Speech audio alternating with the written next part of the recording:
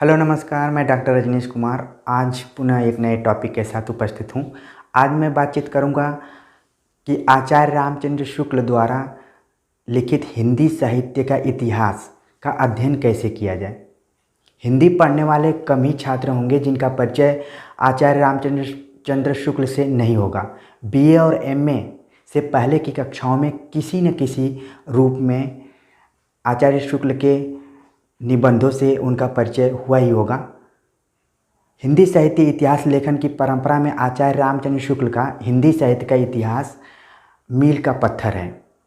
इतिहास लेखन की शुरुआत ताशी, शिव सिंह सेंगर, ग्रियर्सन और मिश्र बंधुओं से तो हो चुकी थी।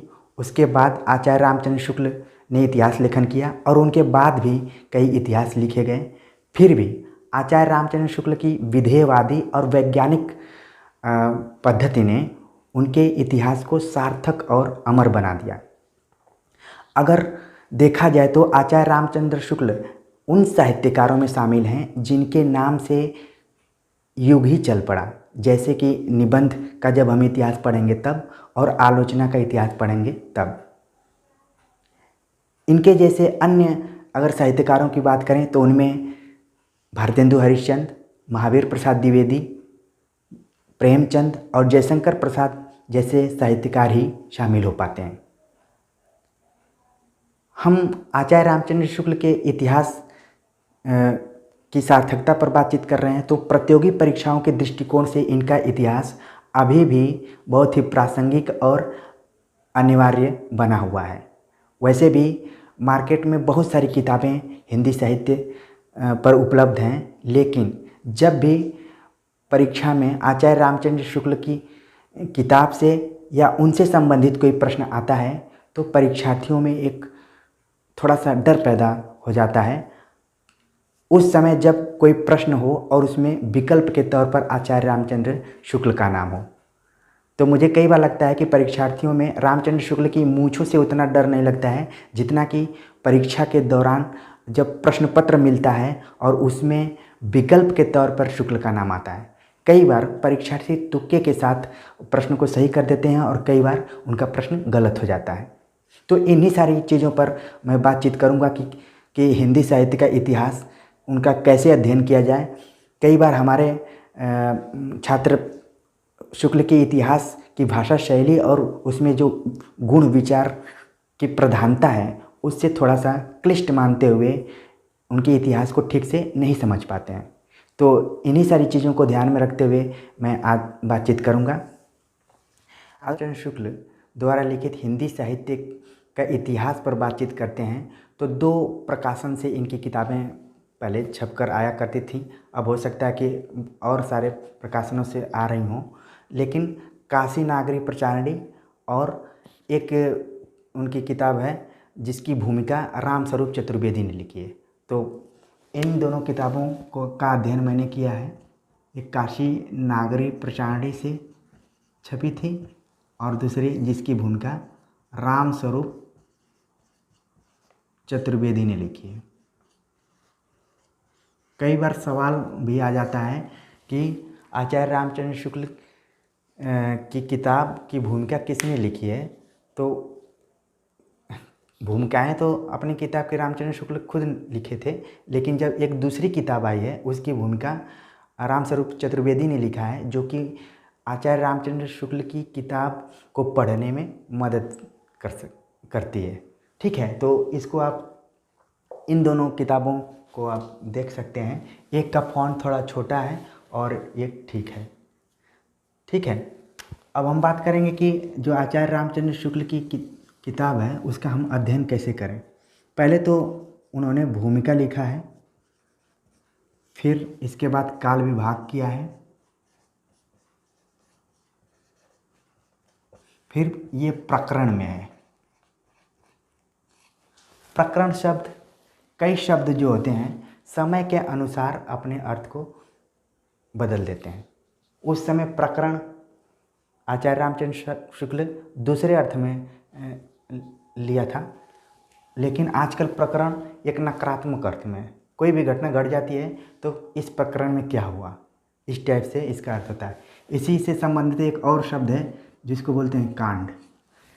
रामचरितमानस 7 कांडों में विभक्त है, तो वो कांड किसी न किसी घटना को लेकर वहाँ पर है।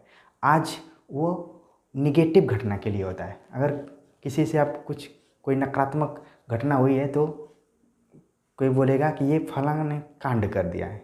ठीक है, तो समय के अनुसार शब्द का अर्थ भी थोड़ा बदल जाता है, इसको ध्यान में रखने की ज़रूरत है। तो ये दोनों आ गए तो इसलिए मैंने बता दिया।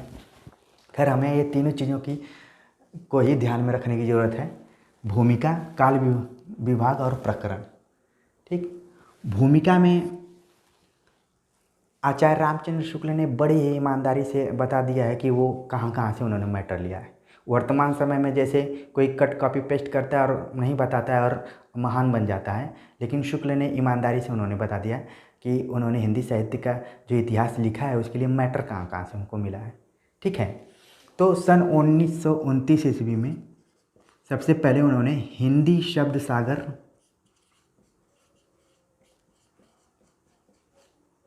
की भूमिका में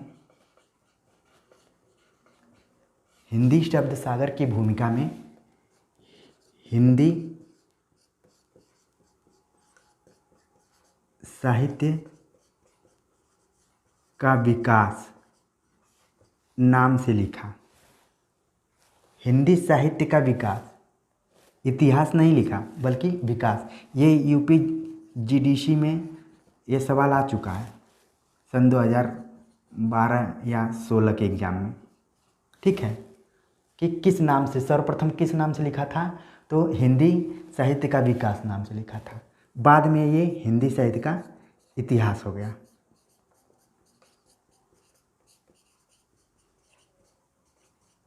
चीज़ क्लियर हो गई होगी। और जब मैं वाइट बोर्ड पे लिख रहा हूँ तो बस आपको धैर्य बनाकर इसको देखने की ज़रूरत है। और मैं ये पूरा उम्मीद और विश्वास के साथ कह रहा हूँ कि आपको बिल्कुल समझ में आ जाएगा, और एक बार समझ गए तो फिर दोबारा आपको इतिहास पढ़ने की ज़रूरत नहीं है। तो आप समझ गए होंगे कि सर्वप्रथम उन्होंने हिंदी शब्द सागर की भूमिका में हिंदी साहित्य का विकास नाम से लिखा था। ठीक है, ये कई बार सवाल आ जाता है, तो इसको ध्यान में रखने की। जिस चीज़ की मैं बात कर रहा था कि बड़े ही ईमानदारी से उन्होंने बता दिया कि कहाँ कहाँ से मैटर मिला था इनको और कैसे इन्होंने हिंदी साहित्य का इतिहास लिखा। तो पहला है, इन्होंने मिस्र बंधुओं से बहुत सारा चीज़ लिया है। अब मिस्र बंधुओं में कौन कौन से हैं? 3 ठो मिस्र बंधु हैं जिनकी रचना है मिस्र बंधु विनोद,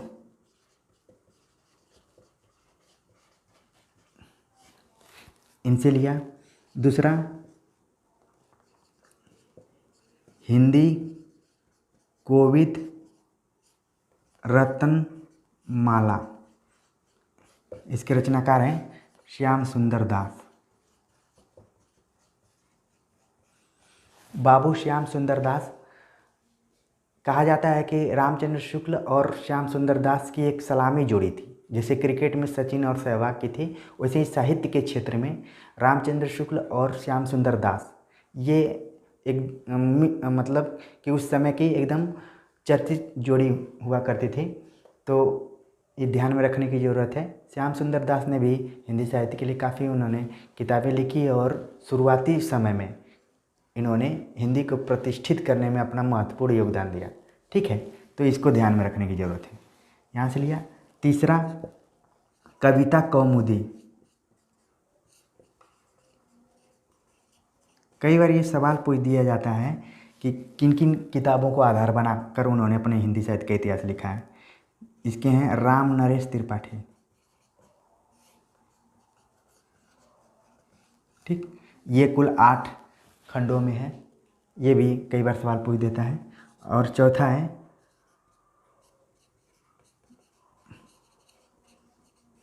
ब्रज माधुरी सार, जिसके लेखक हैं वियोगी हरि। ठीक है, तो ये 4 रचनाएं हैं जिनको अपने हिंदी साहित्य का इतिहास लिखने के क्रम में आधार बनाया है। वहाँ से बहुत सारा इन्होंने मैटर लिया है। अचानक इन्होंने नहीं लिखना शुरू किया है, बल्कि ये रीतिकाल में स्वीकार करते हैं कि मैंने मिस्र बंधुओं से बहुत सारी चीज़ लिया है। फिर इनसे, फिर इनसे, ये इन सब से कुछ न कुछ इन्होंने ग्रहण किया है। ठीक है, तो ये है। अब काल विभाग में देखा जाए, आचार्य रामचंद्र शुक्ल, जैसा कि मैंने बताया कि विधेयवादी और वैज्ञानिक तरीके से इतिहास लिखने का उन्होंने प्रयास किया है, इसीलिए आज ये किताब काफ़ी फेमस है और परीक्षा के दृष्टिकोण से महत्वपूर्ण भी है। काल विभाग से पहले इन्होंने जनता और साहित्य के बीच में क्या संबंध है उस पर विचार किया, और उनका एक बहुत ही महत्वपूर्ण कोटेशन है कि जबकि प्रत्येक देश का साहित्य वहाँ की जनता की चित्रवृत्ति का संचित प्रतिबिंब होता है, तब यह निश्चित है कि जनता की चित्रवृत्ति के परिवर्तन के साथ साथ साहित्य के स्वरूप में भी परिवर्तन होता चला जाता है। आदि से अंत तक इन्हीं चित्रवृत्तियों की परंपरा को परखते हुए साहित्य परंपरा के साथ उनका सामंजस्य दिखाना ही साहित्य का इतिहास कहलाता है। एक बड़ी सी परिभाषा उन्होंने दिया। डायरेक्ट उन्होंने काल विभाजन नहीं किया, बल्कि इस तरीके से जो साहित्य है और जनता का आपस में क्या संबंध है उस पर विचार किया। फिर इन्होंने 4 कालखंडों में बांटा इसको। कई बार सवाल पूछा जाता है कि कितने कालखंडों में बांटा है, तो 4। अब कालखंडों को हम देख लेते हैं। पहला, वीरगाथा काल। ठीक, इसको आदिकाल भी कहते हैं, आप नोट कर लीजिए।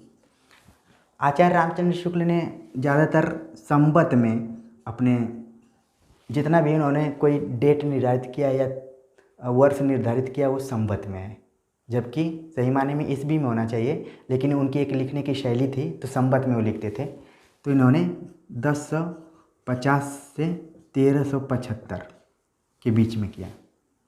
अगर हमको ईस्वी में बदलना है तो संवत में से 57 घटा देंगे तो ये ईस्वी हो जाएगा।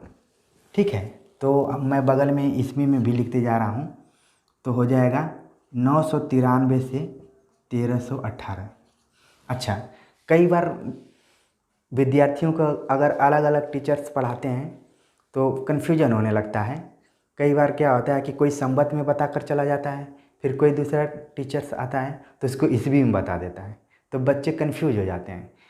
तो कैसे याद करें, तो यहाँ पर क्लियर रखने की ज़रूरत है कि शुक्ल ने जो इतिहास में काल विभाजन किया है उसकी जो उन्होंने वर्षों को लिया है वो संवत में लिखा है, और उसको चेंज कर देंगे तो ये ईस्वी हो जाएगा।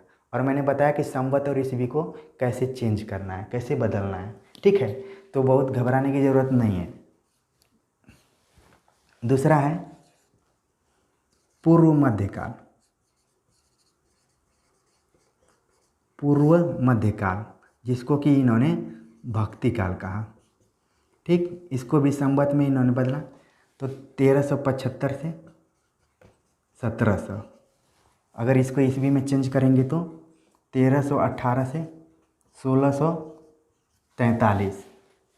ठीक है, तीसरा हो गया उत्तर मध्यकाल, जिसको इन्होंने कहा रीति। इसका संवत में अगर देखा जाए तो 1700 से 1900। इसको ईस्वी में अगर देखें तो 1643 से 1843। 57 घटा देंगे तो आपका ईस्वी आ जाएगा। चौथा इन्होंने लिखा आधुनिक काल। आधुनिक काल को गद्य काल कहा। ठीक, ये संवत 1900 से आचार्य शुक्ल ने 1984 तक माना है, और ईस्वी में देखें तो 1843 से अब तक। तो ये काल विभाग उन्होंने किया है। ठीक है, कई बार क्योंकि वीरगाथा काल जो नामकरण किया था वो आचार्य रामचंद्र शुक्ल ने किया, बाद में इसको आदिकाल जाने लगा। फिर दूसरा जो काल है पूर्व मध्यकाल, यानी कि मध्यकाल को 2 भागों में बांटा गया है, पूर्व मध्यकाल और उत्तर मध्यकाल। पूर्व मध्यकाल को क्या कहा जाता है, भक्ति काल, और उत्तर मध्यकाल को रीतिकाल और आधुनिक काल को इन्होंने गद्यकाल कहा। बहुत बार परीक्षाओं में यह सवाल पूछा जाता है, तो उम्मीद है कि इस काल विभाग को आप लोग समझ गए होंगे। प्रकरण इसी काल विभाजन के अंतर्गत उन्होंने इतिहास को कई प्रकरणों में बांटा है, जिस पर कि मैं बातचीत करूँगा। ठीक है, तो आप लोग धैर्य बनाकर इस वीडियो को देखते रहिए और बीच बीच में कमेंट्स करते रहिए कि कैसे आपको समझ में आ रहा है कि नहीं आ रहा है। ठीक है, क्योंकि दो चीज़ें होती हैं, एक अभिव्यक्ति होती है और दूसरा संप्रेषण। अगर मैं कोई चीज़ यहाँ पर अभिव्यक्त कर रहा हूँ, अगर मेरी बात आप तक संप्रेषित हो रही है, तभी मेरा पढ़ाना सार्थक होगा। ठीक है, तो मुझे उम्मीद है कि आप कमेंट्स करके बताएंगे। अगर हम आदिकाल पर बात करते हैं तो इसको 4 प्रकरणों में बांटा है। ठीक, 4 प्रकरण में बांटा गया है। ये भी हो सकता है क्योंकि वर्तमान समय जो है ऑब्जेक्टिव पैटर्न के एग्ज़ाम का दौर है, तो हो सकता है कि प्रश्न कैसे बन जाए, तो हर दृष्टिकोण से देखने की ज़रूरत है। ठीक है, तो 4 प्रकरण में बांटा गया है। पहला प्रकरण, प्रकरण 1, एक में इन्होंने सामान्य परिचय। अब देखेंगे आचार्य रामचंद्र शुक्ल द्वारा दिया गया जो सामान्य परिचय है वो भी काफ़ी कठिन दिखाई पड़ता है। ठीक है, उस पर हम बातचीत करेंगे। प्रकरण 2 में उन्होंने क्या बात किया है, अपभ्रंश काव्य के बारे में। कई बार सवाल पूछ लिया जाता है कि अपभ्रंश काव्य का जिक्र आचार्य रामचंद्र शुक्ल ने किस प्रकरण में किया है। तो बाद में पता चलता है, परीक्षार्थियों को लगता है या छात्रों को लगता है कि ये तो मैंने पढ़ा ही नहीं। ठीक है, तो इन दृष्टिकोणों से भी पढ़ने की जरूरत है। प्रकरण 3 में क्या है, देश भाषा का काव्य, देश भाषा काव्य। और प्रकरण 4 में इन्होंने फुटकल रचनाएं,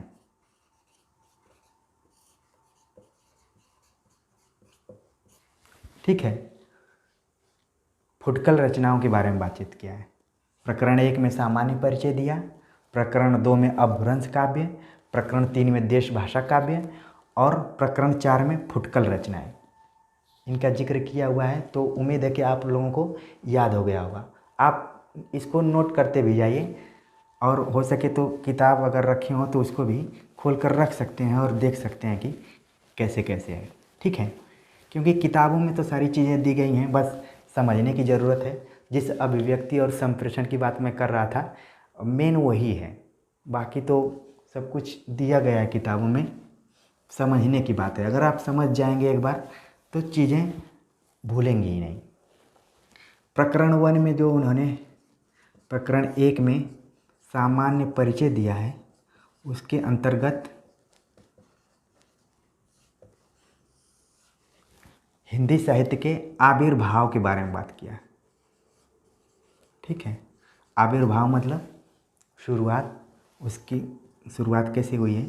तो कहा जाता है कि जब प्राकृत की अंतिम अपभ्रंश अवस्था, प्राकृत की अंतिम अपभ्रंश, बहुत बार सवाल आता है कि अंतिम अपभ्रंश अवस्था से हिंदी साहित्य की शुरुआत किसने माना है, तो आचार्य रामचंद्र शुक्ल का नाम आता है। ठीक है, आविर्भाव के बारे में बातचीत किया है। फिर जो प्राकृताभास रचनाएं हैं, जैसे कि जैन हो गया, नाथ हो गया, सिद्ध हो गया, इन सब का उन्होंने जिक्र किया है। फिर इसमें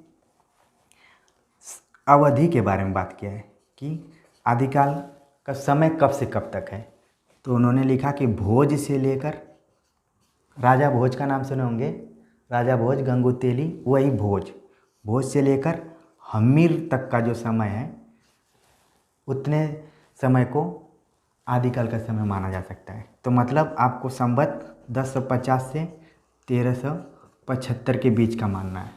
ठीक है, तो ये इसका समय दिया गया है। और इन्होंने कहा कि जो आदिकाल है वो अनिर्दिष्ट लोक प्रवृत्ति का काल है। बहुत बार सवाल पूछा जाता है कि अनिर्दिष्ट लोक प्रवृत्ति का काल किसने कहा है, ये भी तो आदिकाल के लिए प्रयुक्त होता है। क्यों? क्योंकि आदिकाल में कोई ये नहीं कह सकता है कि फलां की वजह से इसका नामकरण कर दिया जाए। क्योंकि आप देखेंगे जब नामकरण की बात आती है तो आदिकाल सर्वाधिक विवादित काल है। कोई प्रारंभिक काल कह देता है, कोई आरंभिक काल कह देता है, कोई सिद्ध सामंत काल, कोई चारण काल। ठीक है, बहुत पढ़े होंगे आप, वीरगाथा काल, बीजवपन काल, इस तरीके से। क्योंकि कोई प्रवृत्ति खास उसमें पता नहीं चल पाता है कि क्या है। इसमें उस समय अनिर्दिष्ट में आ जाएगा कि इसमें धर्म प्रधान कविताएं लिखी जा रही थी, नीति, श्रृंगार और वीर। तो आचार्य रामचंद्र शुक्ल ने इस प्रवृत्ति के आधार पर इसका नाम वीरगाथा काल कर दिया। ठीक है, तो ये अनिर्दिष्ट लोक प्रवृत्ति का समय रहा है। तो ये, और अगला इसी में है रासुप ग्रंथ, रासुप परंपरा। तो सामान्य परिचय में इन सारी चीज़ों का जिक्र उन्होंने किया है। ठीक है, अब हम दूसरे प्रकरण की बात करें, प्रकरण 2 की। तो उसमें उन्होंने अपभ्रंश के बारे में बातचीत किया है। अपभ्रंश काव्य क्या है? अपभ्रंश काव्य, इसके अंतर्गत शुक्ल जी ने लिखा है कि जो प्राकृत जब बोलचाल की भाषा नहीं रही तब से अपभ्रंश की शुरुआत होती है। ठीक है, जब प्राकृत बोलचाल की भाषा नहीं रही तो अपभ्रंश काव्य की शुरुआत हो गई। इन्होंने मुख्य रूप से 4 रचनाओं के बारे में जिक्र किया है। पहला विजयपाल, आप लोग रासो अपने से जोड़ लीजिएगा। दूसरा हम्मीर रासो, तीसरा कीर्तिलता, रचनाकारों का नाम भी आप लोग खोज लीजिएगा, कीर्ति पताका, या कभी मौका मिलेगा तो हम इस पर एक वीडियो बनाएंगे। ये 4 अपभ्रंश काव्य में ये 4 रचनाओं का उन्होंने जिक्र किया है। आपको मालूम होगा कि आचार्य रामचंद्र शुक्ल ने वीरगाथा काल कुल 12 रचनाओं पर दिया है, तो जिसमें से 4 अपभ्रंश काव्य के हैं और 8 अभी मैं आगे बताऊंगा। ठीक है, इसमें उन्होंने लिखा है कि जो हम्मीर नाम का ग्रंथ है ये उपलब्ध ही नहीं है, लेकिन इन्होंने इसका नाम दे दिया है। ठीक है, तो ये ध्यान में रखने की ज़रूरत है। और 2 रचनाएं तो विद्यापति की हैं सामने से, ठीक ठीक, और इसको तो ये, तो इसमें अपभ्रंश काव्य में ये 4 वो किए। और जितना भी नाथ, सिद्ध, जैन ये सब रचनाएं कर रहे थे, इनको ये शुद्ध साहित्यिक रचनाओं में नहीं गिनते थे। उनको ये मानना था कि ये सांप्रदायिक रचनाएं हैं। ठीक है, इनको शुद्ध साहित्य के अंतर्गत नहीं रखा जा सकता है, तो वो नहीं रखे हैं। दूसरा, अपभ्रंश का जो कहाँ उल्लेख मिलता है उसके बारे में जिक्र करते हुए इन्होंने लिखा है कि यह बल्लभ के राजा धारसेन द्वितीय के शिलालेख में इसका सर्वप्रथम मतलब लेख मिलता है। जो धारसेन के पिताजी थे ये लेखक थे और इन्होंने संस्कृत, प्राकृत और अपभ्रंश तीनों में रचनाएं की थी। ठीक है, तो वहाँ पर इसका जिक्र मिलता है। और ख़ास तौर से आचार्य रामचंद्र शुक्ल ने अपभ्रंश का प्रयोग भाषा के विकास को ध्यान में रखते हुए किया है। अभी मेरा पुराना वीडियो आप देखेंगे तो मैंने पाली और प्राकृत के बारे में बातचीत किया था, और आगे कभी अपभ्रंश पर बातचीत करूँगा तो बातें और क्लियर हो जाएंगी। तो जो अपभ्रंश काव्य की बात किया है उन्होंने साहित्यिक दृष्टिकोण से नहीं किया है, बल्कि भाषिक दृष्टिकोण से किया है कि भाषा का कैसे कैसे आगे विकास हुआ है, तो उनको लगा कि इसका जिक्र करना चाहिए। ठीक है, अब हम प्रकरण 3 के बारे में बातचीत करते हैं। प्रकरण 3 में क्या है? प्रकरण 3 में है देश भाषा काव्य। 3वें देश भाषा काव्य। देश भाषा से यही लग रहा है कि ये बोलचाल की जो भाषा थी उस समय उसके अंदर, ठीक है, अंतर्गत जो काव्य लिखे गए। इसमें इन्होंने 8 रचनाओं के बारे में बातचीत किया है। पहला है खुमान रासो, विशल देव रासो,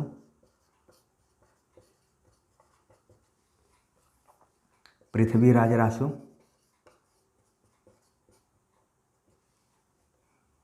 परमाल रासो। ये तो रासो ग्रंथ है। इसको इन्होंने वीर गाथा काल कहा है। अगर सही मायने में देखा जाए तो आचार्य रामचंद्र शुक्ल ने इसी के आधार पर वीर गाथा काल कहा है, ठीक है। तो परमाल रासो ये हो गया। 2 रचनाएं हैं, जय चंद्र प्रकाश, जय मयंक जस चंद्रिका, ठीक है, इसको याद करने की ज़रूरत है। और फिर खुसरो की पहेलियाँ, अमीर खुसरो की पहेलियाँ तथा विद्यापति की पदावली। तो ये 8 जो रचनाएं हैं ये देश भाषा काव्य के अंतर्गत आती हैं। और इसके पहले मैंने बातचीत किया 4 रचनाओं के बारे में जो कि अपभ्रंश काव्य के अंतर्गत आती हैं। तो कुल मिला जुलाकर कई बार सवाल आता है कि कितनी पुस्तकों के आधार पर आचार्य रामचंद्र शुक्ल ने आदिकाल का नाम वीरगाथा काल दिया था, ठीक है। तो आपका उत्तर होगा 12। और क्लियर हो गया होगा कि 12 में 4 अपभ्रंश काव्य की हैं और 8 देश भाषा काव्य की। यही दिक्कतें होती हैं जब आप अपने हिंदी साहित्य का इतिहास पढ़ते हैं और ध्यान से नहीं देखते हैं तो फिर परीक्षाओं में सवाल गलत करना शुरू कर देते हैं। तो उम्मीद है कि समझ में आ गया होगा। अब हम बात करेंगे प्रकरण 4 के बारे में, ठीक। प्रकरण 4 में क्या है, फुटकल रचनाएं। एक आचार्य रामचंद्र शुक्ल की एक पद्धति रही है कि जो उनको नहीं समझ में आता था तो वो फुटकल रचनाओं में उनको शामिल कर देते थे, ठीक है। तो फुटकल रचनाएं क्या हैं?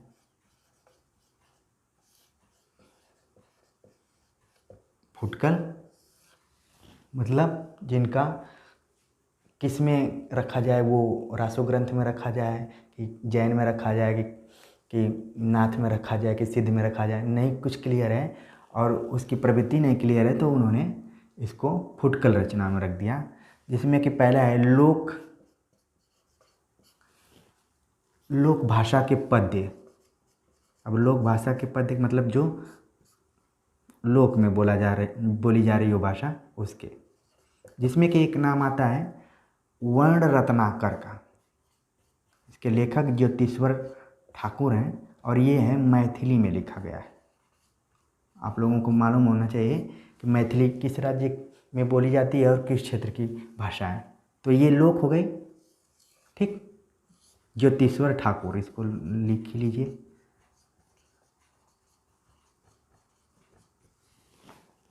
ने लिखा। फिर आता है नाम विद्यापति का। विद्यापति को फुटकल रचनाओं में रखा गया है, इनकी रचनाओं को, जिसमें कि इनका पदावली, कीर्तिलता, कीर्ति पताका, जिनका जिक्र कर दिया गया है। तो देखा जाए तो आदिकाल में सबसे ज़्यादा अगर 3-4 रचनाएं की तो विद्यापति ने की हैं, लेकिन उनको किसी परंपरा में न रख के फुटकल में रखा गया है, ठीक है। ये ध्यान में रखने की ज़रूरत है। कई बार विद्यापति से अगर सवाल आता है तो ये कहा जाता है क्या ये आदिकाल के कवि हैं या भक्ति काल के हैं या संक्रमण काल के हैं, किसके हैं, मतलब इन तीनों में इनको कई बार आलोचक शामिल कर लेते हैं। लेकिन आपको आचार्य रामचंद्र शुक्ल के अनुसार देखना है तो ये फुटकल में है, ठीक है। विद्यापति को लेकर काफ़ी ये था कि ये भक्त कवि हैं कि श्रृंगारी कवि हैं, ठीक है। ये भी कई बार सवाल उठा है। और इनके बारे में एक बहुत ही महत्वपूर्ण आचार्य रामचंद्र शुक्ल का कथन है कि आध्यात्मिक रंग के चश्मे आजकल बहुत सस्ते हो गए हैं, उन्हें चढ़ाकर जैसे कुछ लोगों ने गीत गोविंद के पदों को आध्यात्मिक संकेत बताया है, वैसे ही विद्यापति के इन पदों को भी। तो वो इनको श्रृंगारी कवि मानते हैं, आध्यात्मिक तक से उनको दूर रखते हैं। ठीक है, तो ये आपको ध्यान में रखने की ज़रूरत है। अगले जो हैं वो अमीर खुसरो। अमीर खुसरो की पहेलियाँ और मुकरियाँ पर चर्चा किया है। और अमीर खुसरो खास चीज़ के लिए जाने जाते हैं कि इन्होंने खड़ी बोली में अपनी रचना लिखना शुरू किया था। ठीक है, तो एक तरीके से देखा जाए तो खड़ी बोली आदिकाल से ही हल्का फुल्का प्रचलित होना शुरू हो गई थी। तो इसके जो प्रवर्तक माने जाते हैं वो अमीर खुसरो। तो मोटे तौर पर हमने देखा कि आचार्य रामचंद्र शुक्ल का जो हिंदी साहित्य का इतिहास लेखन है उसमें कैसे कैसे उन्होंने मैटर बनाया, कहाँ से लिया, फिर अपना इतिहास अपने दृष्टिकोण से लिखना शुरू किया। फिर जनता और साहित्य को ध्यान में रखते हुए उन्होंने थोड़ा सा विचार किया, फिर काल विभाजन किया, उस 4 कालखंडों में उसका विभाजन किया। ठीक है, उसको मैंने बता दिया। इसके बाद विभाजन के अंतर्गत कुछ प्रकरण हैं, उन प्रकरणों पर मैंने चर्चा किया। तो उम्मीद है कि जब भी आप आदिकाल दोबारा पढ़ेंगे आचार्य रामचंद्र शुक्ल की किताब से तो एकदम आपको समझ में आने लगेगा। और मेरे ख्याल से मैंने एक दृष्टि देने का प्रयास किया कि कैसे इसको पढ़ेंगे तो आपको आसानी होगी। डरने की बिल्कुल ज़रूरत नहीं है। अगर भाषा शैली कठिन है तो इसको ठहर कर पढ़ने की ज़रूरत है, बिल्कुल समझ में आ जाएगा। ठीक है।